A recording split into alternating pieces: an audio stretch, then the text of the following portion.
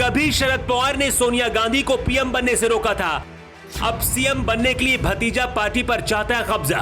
क्या सोनिया गांधी के श्राप से बिखर गई एनसीपी पार्टी? शरद पवार के इस्तीफे की असली वजह आ गई सामने। चुनाव से पहले क्या अमित शाह के प्लान में फंस गए पवार? जिस शरद पवार का महाराष्ट्र की राजनीति में पिछले 50 साल से कब्जा रहा, आज तक एक भी चुनाव नहीं हारे, आखिर अचानक से इस्तीफा क्यों दे दिया? इसकी असली वजह जानेंगे तो आप भी हैरान रह जाएंगे। 3 साल पहले जब उद्धव ठाकरे महाराष्ट्र के मुख्यमंत्री थे, तभी पता चल गया था कि महाराष्ट्र में कुछ बहुत बड़ा होने वाला है। उद्धव ठाकरे की पार्टी और कुर्सी दोनों चली गई और अब शरद पवार को भी इस्तीफा देना पड़ा। तो क्या 3 साल पहले अमित शाह ने जो प्लान तैयार किया था, अपने मिशन में अमित शाह पास हो गए? और अब एकनाथ शिंदे का क्या होने वाला है? आपके सारे सवालों के जवाब इस 2 मिनट के विश्लेषण में आपको मिल जाएंगे। शरद पवार के भतीजे अजीत पवार के बागी होने की बहुत पहले खबर आने लगी थी। यहाँ तक कि 2019 में तो अजीत पवार बीजेपी में अपने कुछ विधायकों को लेकर पहुंच गए थे और देवेंद्र फडणवीस के साथ उप मुख्यमंत्री की शपथ भी ले ली थी। लेकिन बाद में अजीत पवार को मान मनोबल के बाद वापस लाया गया और उद्धव ठाकरे मुख्यमंत्री बने थे।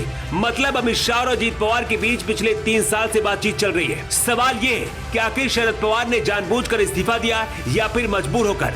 शरद पवार के बाद एनसीपी पार्टी में बेटी सुप्रिया सुले और भतीजे अजीत पवार दोनों की नजर है। सुप्रिया सुले अगर अध्यक्ष बनती है तो अजीत पवार बगावत के लिए तैयार हैं और यही बीजेपी चाहती है। दरअसल अगले साल प्रधानमंत्री पद के लिए चुनाव होने हैं। बीजेपी के समर्थन से एकनाथ शिंदे अपनी सरकार महाराष्ट्र में बनाई थी, लेकिन अब बीजेपी को लगने लगा है कि शिंदे 2024 में अपने साथ शिव सैनिकों को शायद इकट्ठा नहीं कर पाएंगे।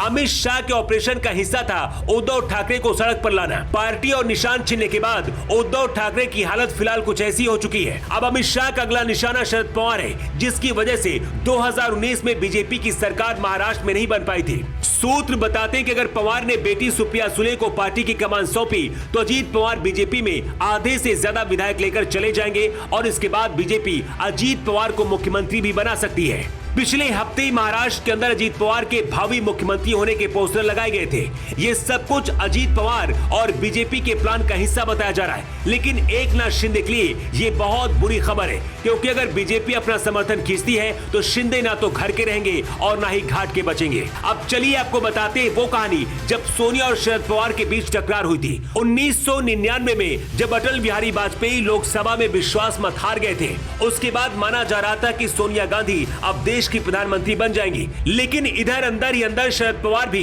प्रधानमंत्री बनने का सपना देख रहे थे, लेकिन उनका कोई भी नाम नहीं ले रहा था। इसी बीच शरद पवार ने सांसदों को यह कहकर भड़का दिया कि सोनिया गांधी विदेशी हैं, इसलिए उन्हें प्रधानमंत्री नहीं बनना चाहिए।